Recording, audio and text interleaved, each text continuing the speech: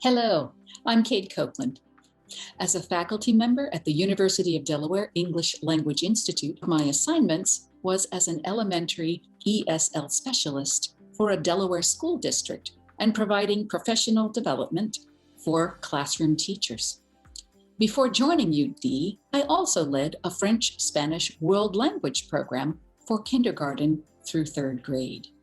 I'm Nicole Service, and I've been a faculty member at the University of Delaware for 12 years now.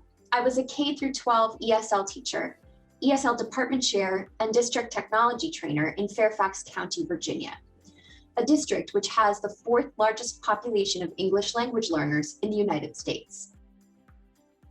We will talk about the practical matters of teaching young learners, what we teach and how we teach this young age, and we'll look at practice in action.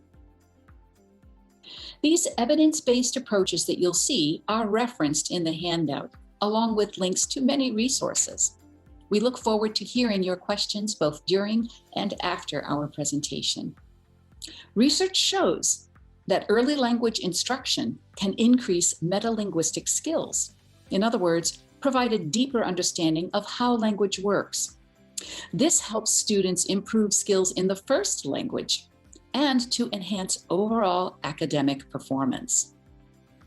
For young learners, the first goal is to foster motivation for learning English. At this age, children acquire rules and patterns in any language as they notice them. So we can use their natural curiosity to teach about English, but also about other things through English.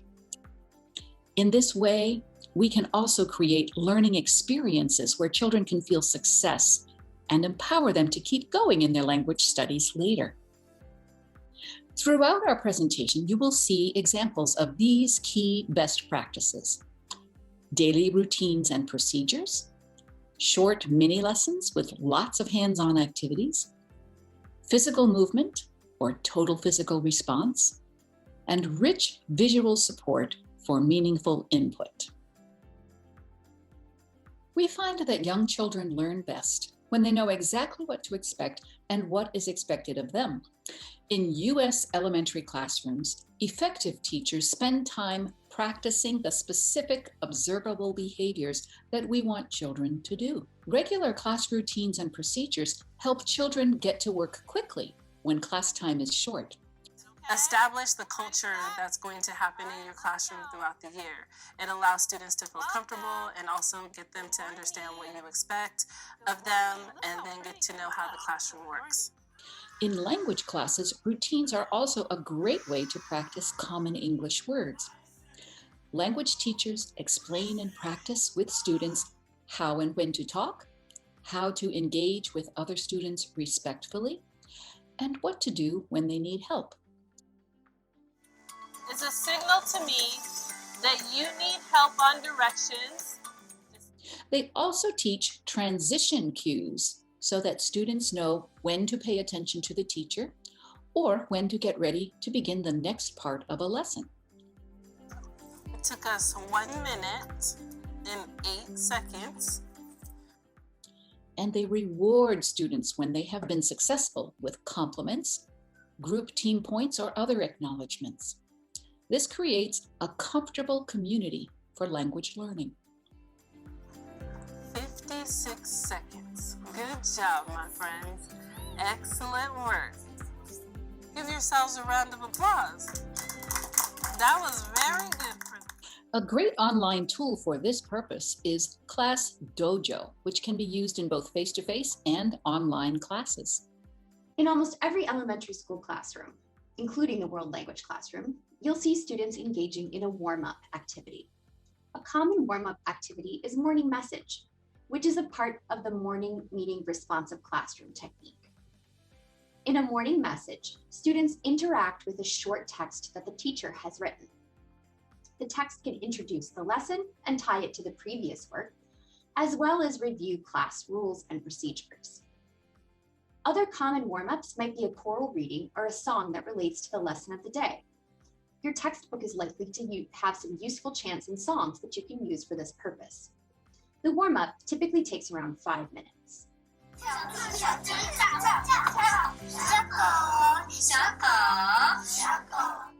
Many world language classrooms have textbooks, just like you do.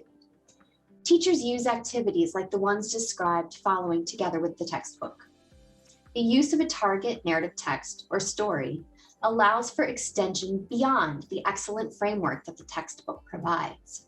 Often in the United States, teachers will organize their instruction thematically around the target text. Stories allow us to place the input within a context, rather than presenting disconnected facts or pieces of information. It creates more cognitive hooks on which students can hang their ideas. Teachers will also commonly use the target text as a launch pad for speaking, listening, and writing activities.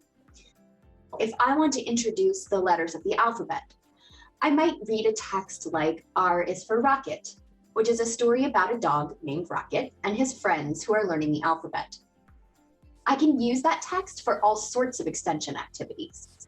When we use pieces of literature as target texts, it allows students to more easily make connections to themselves, to the world around them, and to other knowledge they might already have. My mom said we cannot go out because it was raining.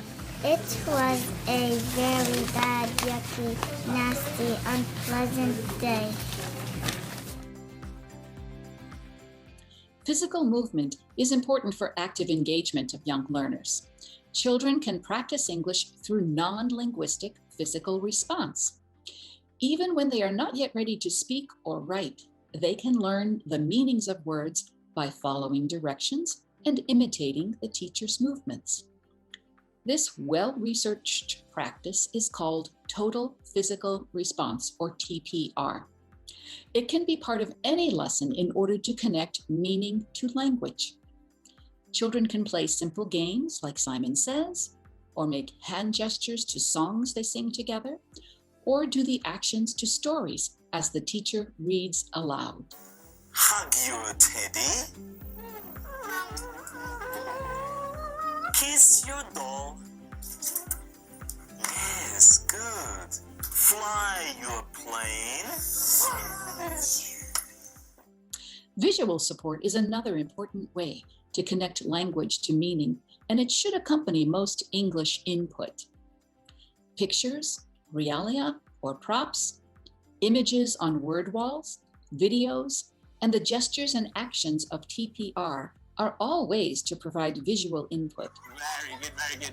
Please stand up, stand up, stand up. Puppets are also a useful way to maintain young children's attention and make them feel comfortable and engaged. US teachers still traditionally use a narrative text to engage, motivate, and build background knowledge. Big books offer exciting opportunities for the students to engage with the teacher and the text in an interactive read aloud. Read alouds are exactly what they sound like. The teacher reads a book aloud. The teacher can engage students in the text by using total physical response, or TPR. The most effective read alouds also model the cognitive or thinking strategies that will help students to become better readers, as teachers demonstrate their own thinking processes. About flowers. I wonder why he's thinking about flowers. What do we know about flowers? I bet they smell much better than this stinky basket of laundry. Thinking processes to be modeled can include predicting, questioning, making connections, visualizing, summarizing, responding, and more. My aunt has to use a lot of quarters to wash and dry her clothes. Have any of you ever been to a laundromat before? When I used to live in New York City, I washed my clothes. Interactive read alouds are also an ideal time to highlight letter-sound relationships. My aunt takes her dirty clothes to the rub-a-dub-tub laundromat. Hey, listen to those three rhyming words. Rub, dub, tub. An interactive read aloud would be an ideal first activity for a class period. It would provide the cognitive hook on which the other activities, including those that are in the textbook, can hang. Storyline Online is a resource that could be used in virtual learning environments, as it would allow students to view the text at the same time that the teacher is reading it aloud. Please take a look at our handout to view some useful resources to help select a read aloud that relates to your current unit of instruction. We heard a bit about top-down reading strategies. Let's focus for a minute now on bottom-up reading strategies. Bottom-up reading strategies focus on decoding and recognizing the relationships between letters and sounds. Early reader pattern books can also be useful for bottom-up instruction to draw attention to consonant-vowel-consonant words and word families. Word families are words that have a common pattern of letters that make the same sound. The cat sat on the hat. For example, the Bob series of early readers uses narrative sequences of words in the consonant-vowel-consonant pattern only. Teaching spelling and sound patterns and word families can greatly expand spelling and reading ability. It is best to keep the teacher talk short. 5 to 10-minute mini lessons work best for this age group with their short attention spans. Introduce and practice each step of a lesson one step at a time. Model and demonstrate each step so that children can see exactly what you want them to do. A typical lesson sequence goes like this. First, the teacher will model the activity. Then the class will do that activity together with the teacher. And then the students will do that same activity in partners or independently. We call this I do, we do, you do. For early language learners, a listening activity might be something like word bingo, where each student has a bingo card full of pictures, and the teacher says words that the students must cross off on their bingo cards. If I were reading the text, The Very Hungry Caterpillar, for example, On Friday, he ate through 5 oranges. my bingo card would probably include the days of the week, the numbers 1 through 7, and the caterpillar life cycle words, cocoon, butterfly, caterpillar, and egg. A speaking activity might be something like an inside-outside circle discussion with sentence frames. Students might be given the following sentence frames orally so they could repeat them. What did you eat on a certain day of the week? The answer might be, I ate 6 strawberries on Sunday. The questions would be asked twice. Students in the inside circle would then rotate one person to the left and complete the activity again. Through repetition, but with various partners, students could master the sentence structure, plus the vocabulary terms. In a virtual classroom environment, a tech tool like Flipgrid can easily provide a way for students to interact with each other. Joint construction can give students a chance to practice the basic writing skills in a collaborative environment of working together. Even though elementary foreign language learners may not be able to produce sentences or paragraphs, they certainly can begin to experience the elements of writing construction. Students could draw and label pictures related to the target text to practice vocabulary, or use sentence strips with pictures to sequence the events from the text. Students could also sort word cards by word family, a bottom-up strategy, or by concept, a top-down strategy. Sentence frames, in which students are given the basic sentence structure and fill in key details, can be a low-risk way to begin asking students to write sentences.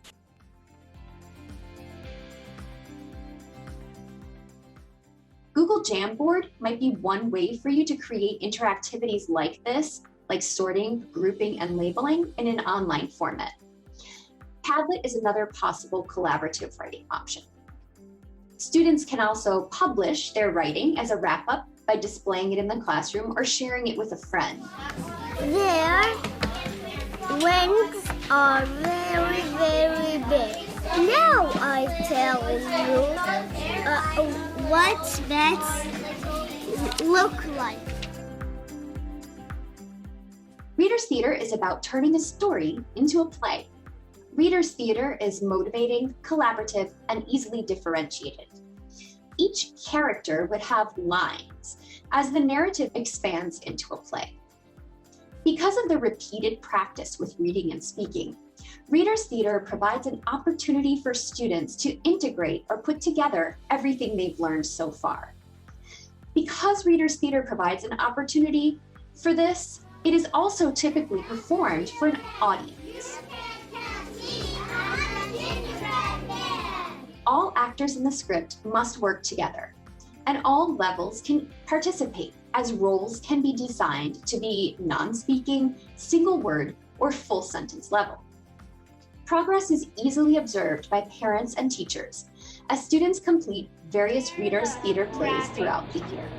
Grr, I am the tiger. The rabbit and the tiger are not good friends.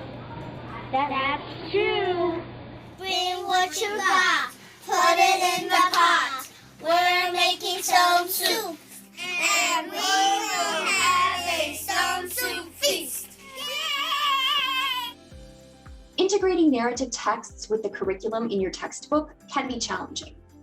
But based on our experience, the end result is a classroom full of engaged learners. A good book serves as a model. It models language use, certainly, but reading narrative texts also develops empathy. Being able to see things from a different perspective, to walk a mile in another person's shoes, is a valuable skill for world language learners. Indeed, for us all. A wrap-up, like an exit ticket, is a great mode of formative assessment. It gives teachers a quick way to gauge what their students have understood that day, and can assist in planning for instruction the following class. A closing song or game that reviews the knowledge for the day is another way to close out the lesson. The warm-up and wrap-up are your lesson's bookends, and will allow you to easily link learning from one day to the next. It's yellow. It's yellow. A 3-2-1 exit ticket, 3 things I learned, 2 things I liked, 1 thing I have a question about, can be a quick exit ticket idea for students. Young children need 3 things in order to engage fully in language practice. 1, a social environment in which they feel comfortable talking. 2, something they really want to say. And 3, confidence that when they express themselves in English, someone will understand and respond. To achieve these goals, language teachers work to create a culture of community in the classroom. Classrooms are communities where students engage in practicing authentic language.